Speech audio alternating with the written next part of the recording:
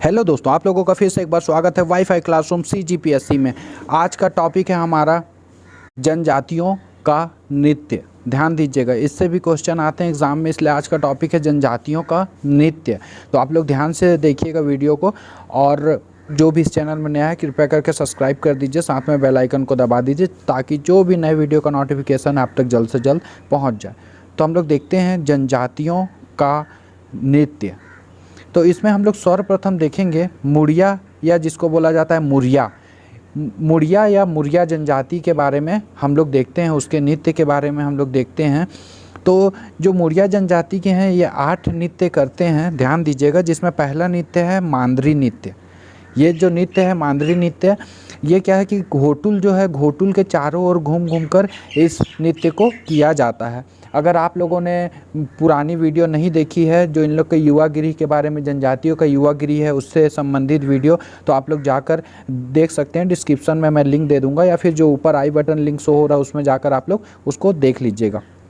तो जो मांदरी नृत्य है वो घोटुल के चारों ओर घूम घूम कर किया जाता है। और इस नृत्य में ध्यान दीजिएगा, इस नृत्य में गायन का मतलब गायन नहीं करते, इन लोग केवल नृत्य करते हैं। ध्यान दीजिएगा, केवल यहाँ नृत्य किया जाता है, गायन नहीं किया जाता है। उसके बाद होता है जो वो ककसार नृत्य होता है। ध्यान दीजिएगा, एक अबुझ माड़िया में भी ककसार बोला जाता है या फिर काकसार बोला जाता है, उसको अबुझ माड़िया वाला हम लोग देखेंगे अभी इसके आगे, तो उसमें आप क्लियर हो जाएगा। लेकिन ध्यान दीजिएगा, एक जो ककसार नृत्य होता है वो मुड़िया जनजाति में होता है। ये भी जो है घोटुल के जो युवागिरी के देवता होते हैं लिंगोपेन, ध्यान दीजिएगा, उनकी आराधना हेतु इस नृत्य को इन लोग करते हैं, ध्यान दीजिएगा। और इसी नृत्य के करने के दौरान ही अपने जीवन साथी का चुनाव भी करते हैं मुड़िया जनजाति वाले। उसके बाद हम लोग देखते हैं आगे एबाल तोर नृत्य। तो जो ये एबाल तोर नृत्य है, ये क्या होता है कि जब मड़ई महोत्सव होता है उस टाइम अंगा जो देव हैं उनकी पूजा हेतु इस नृत्य को किया जाता है। तो आप लोग ध्यान दीजिएगा कि जो अंगा देव हैं उनकी पूजा के लिए इस नृत्य को किया जाता है। किस टाइम में? जब मड़ई महोत्सव कार्यक्रम चलता है उस समय मुड़िया जनजाति द्वारा एबाल तोर नृत्य किया जाता है। उसके बाद आता है गेड़ी नृत्य। ध्यान दीजिएगा, ये जो गेड़ी नृत्य है इसको भी मुड़िया जनजाति वाले करते हैं। जो घोटुल के पुरुष सदस्य होते हैं वही इस नृत्य में भाग लेते हैं। ध्यान दीजिएगा, एक बांस की निर्मित गेड़ी होती है जिस पर चढ़ के इन लोग डांस करते हैं। और इसमें भी गायन नहीं किया जाता है, ध्यान दीजिएगा, केवल इन लोग नृत्य करते हैं, गायन नहीं करते। और नृत्य में केवल पुरुष सदस्य ही भाग लेते हैं गेड़ी नृत्य में। उसके बाद देखते हैं हम लोग, तो यह है हुल्की पाटा। तो ध्यान दीजिएगा, जो हुल्की पाटा है वह एक सामान्य नृत्य है, ऐसी मतलब सामान्य अवसर पे इस नृत्य को किया जाता है।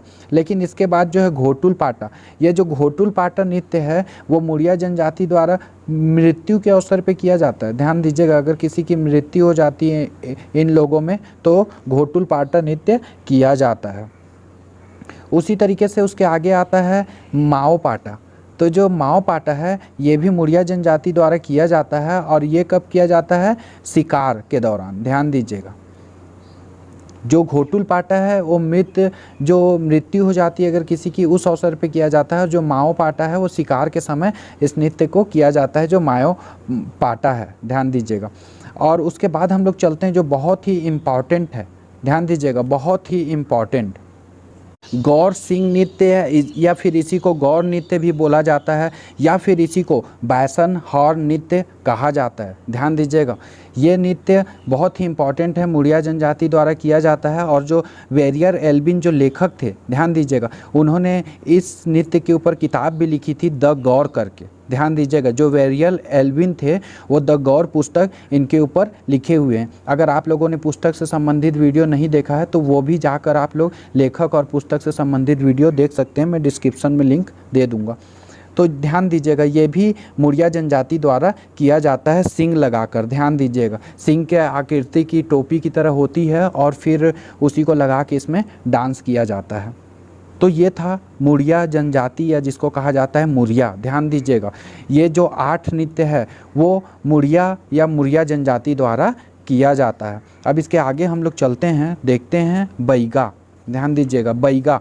तो बैगा द्वारा कौन कौन सा नृत्य किया जाता है उसको पहले देख लेते हैं हम लोग। तो बैगा लोग करते हैं कर्मा नृत्य। ध्यान दीजिएगा। और सैला नृत्य या जिसको बोला जाता है डंडा नृत्य, और साथ में क्या करते हैं तो बिल्मा नृत्य। ये जो 3 नृत्य है ये बैगा जनजाति द्वारा किया जाता है। और अगर इसके साथ ही साथ अगर हम लोग देखेंगे कि कर्मा नृत्य और कौन करता है तो उरांव जनजाति भी कर्मा नृत्य करती है। और अगर हम लोग यहाँ देखें कि सैला नृत्य और डंडा नृत्य बैगा के अलावा और कौन करता है तो यहाँ देखिए गोड़ जो है वो गोड़ भी सैला नृत्य या डंडा नृत्य करते हैं। तो ध्यान दीजिएगा इस चीज़ को। तो हम लोग जब आगे देखते हैं तो ये जो बिल्मा नृत्य है, ध्यान दीजिएगा, ये बिल्मा नृत्य भी कुछ गोड़ लोग करते हैं। ये विजयादशमी के दिन होता है और ख़ासकर ये बैगा लोग करते हैं। ध्यान दीजिएगा, ये विजयादशमी के दिन बिल्मा नृत्य किया जाता है बैगा जनजातियों के द्वारा।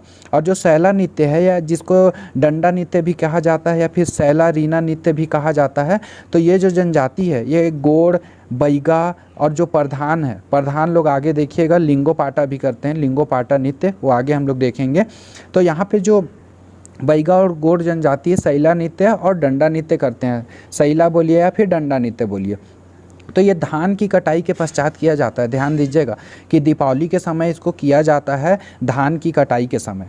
और इसमें जो है इसमें केवल पुरुष जो हैं वही भाग लेंगे।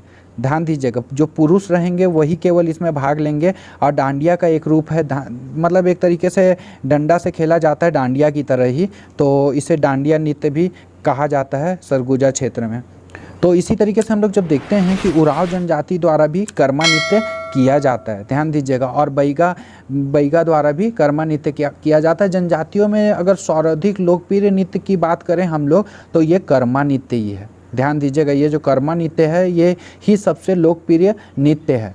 तो इसको बैगा लोग खासकर करते हैं। उसके बाद उरांव, मुंडा, कमार, गोड़ ये सब जो जनजातियां हैं वो भी इसको करती है, लेकिन खासकर कहा जाए तो बैगा और उरांव ही करते हैं। ये कृषि परंपरा पर आधारित है ये नृत्य, ध्यान दीजिएगा। और जो विजयादशमी का अगला वर्षा ऋतु पूर्व तक यह चलता है। ध्यान दीजिएगा, विजयादशमी से अगला वर्षा ऋतु तक यह चलता है। और अगर उसी तरह से हम लोग अगर बात करें इसमें कर्मा नृत्य की, तो कर्म देवता की को प्रसन्न करने के लिए उनकी पूजा की जाती है कर्मा नृत्य में। और अगर वाद्य यंत्र की बात करें तो मृदंग, मांदर, ध्यान दीजिएगा, मांदर, टिमकी, झांझ ये सब चीज़ें इसमें वाद्य यंत्र के रूप में उपयोग किया जाता है। और विशेष तौर पे महिला और पुरुष इसमें दोनों भाग लेते हैं। ध्यान दीजिएगा, कर्मा नृत्य में दोनों भाग लेते हैं। और छत्तीसगढ़ के प्रमुख त्योहारों में से है ये कर्मा त्यौहार भी, ध्यान दीजिएगा। उसी तरीके से हम लोग बात करते हैं उरांव लोग जो सरहुल नृत्य करते हैं। ये जो सरहुल नृत्य है ये भी बहुत इम्पॉर्टेंट है उरांव जनजातियों के लिए। एक अनुष्ठानिक नृत्य भी इसे कहा जाता है। ध्यान दीजिएगा, चैत पूर्णिमा को यह नृत्य किया जाता है। इसमें साल वृक्ष की पूजा की जाती है, साल वृक्ष की इसमें पूजा की जाती है। और साथ में यह चैत्र पूर्णिमा को इसका किया जाता है ये नृत्य को। उसी तरीके से हम लोग जब आगे देखते हैं तो यहाँ पे अभुज माड़िया, तो हम लोगों ने यहाँ पे देखा पीछे कि जो कक्सार नृत्य है वो मुड़िया द्वारा भी किया जाता है और अभुज माड़िया द्वारा भी किया जाता है। तो ये जो कक्सार इसको बोला जाता है या फिर काकसार बोला जाता है, ये क्या है कि गोत्र देव की पूजा के लिए इस नृत्य को इन लोगों के द्वारा किया जाता है। और इसी के माध्यम से जो है युवा अपनी जीवन साथी का भी चुनाव करते हैं। ध्यान दीजिएगा, बहुत बार एग्जाम में पूछा जाता है कक्सार नृत्य, तो ये जो कक्सार नृत्य है वो अभुज माड़िया द्वारा किया जाता है। उसके बाद हम लोग देखते हैं कि कोरकू, ये जो कोरकू हैं वो एक थापड़ी नृत्य करते हैं और एक ढांढल नृत्य करते हैं। ध्यान दीजिएगा कि थापड़ी नृत्य करते हैं और ढांढल नृत्य करते हैं। तो जो थापड़ी नृत्य है वो वैशाख माह में किया जाता है। ये जो थापड़ी नृत्य कोरकू लोग करते हैं वो वैशाख माह में किया जाता है, ध्यान दीजिएगा। और ये मेघनाथ खम्भ की स्थापना करते हैं इस नृत्य के आरंभ से पहले जो कोरकू जनजाति वाले हैं, और फिर मेघनाथ खम्भ के पास इन लोग इस नृत्य को करते हैं वैशाख माह में। उसके बाद जो इसका सेकेंड कोरकू लोग जो करते हैं वो करते हैं ढांढल नृत्य। ध्यान दीजिएगा, ढांढल नृत्य। तो ये दो नृत्य हो गए कोरकू जनजाति के। उसी तरीके से हम लोग आगे देखते हैं तो भतरा जनजाति, तो जो भतरा जनजाति हैं उन लोग कौन सा डांस करते हैं तो डंडारी दंडानी नृत्य किया जाता है, ये बहुत बार पूछा गया है कि ये किस अवसर पे किया जाता है। ध्यान दीजिएगा, किस अवसर पे किया जाता है, इसके बार बार क्वेश्चन पूछे जाते हैं दंडारी नृत्य के। तो ये होली के अवसर पे किया जाता है जो दंडारी नृत्य है। ये इन लोग क्या करते हैं कि चबूतरे में सेमल स्तंभ स्थापित करके चारों ओर घूम घूम कर इस नृत्य को करते हैं, यही है दंडारी नृत्य। उसके बाद हम लोग देखते हैं कंवर। तो कंवर लोग जो नृत्य करते हैं उसे कहा जाता है बार नृत्य। और ये जो बार नृत्य है ये मनोरंजन के समय इन लोगों के द्वारा किया जाता है, कंवर जनजातियों के द्वारा। उसके बाद आता है कोरवा।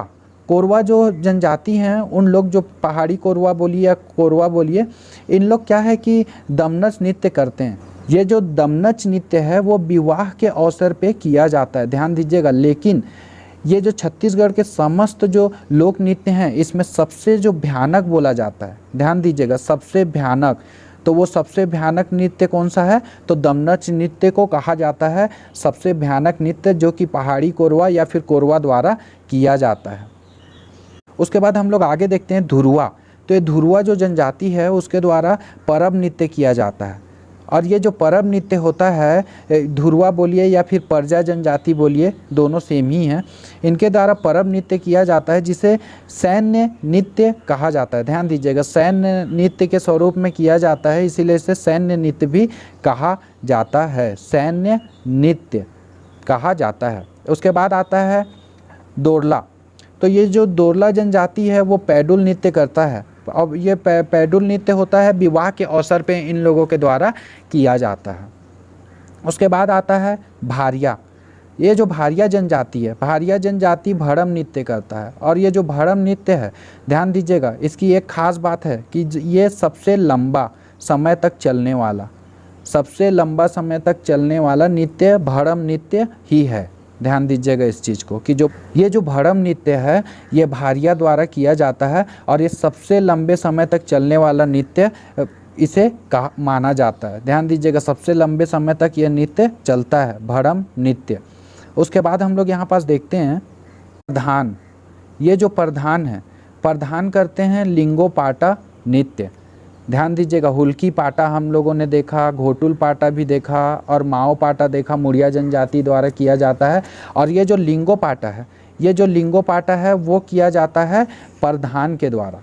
ध्यान दीजिएगा, प्रधान के द्वारा ये नृत्य को किया जाता है। और ये प्रधान लोग जो हैं इन लोग सैला नृत्य या डंडा नृत्य भी इन लोगों के द्वारा किया जाता है। ध्यान दीजिएगा, जो सैला नृत्य है वो भी इन लोगों के द्वारा किया जाता है। ये जो नृत्य सैला नृत्य या डंडा नृत्य वो भी प्रधान के द्वारा किया जाता है।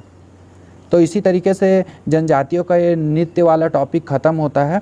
अगर आप लोगों को वीडियो अच्छा लगा हो तो लाइक कर दीजिएगा, चैनल को सब्सक्राइब कर दीजिएगा। मिलते हैं नेक्स्ट वीडियो के साथ। धन्यवाद दोस्तों।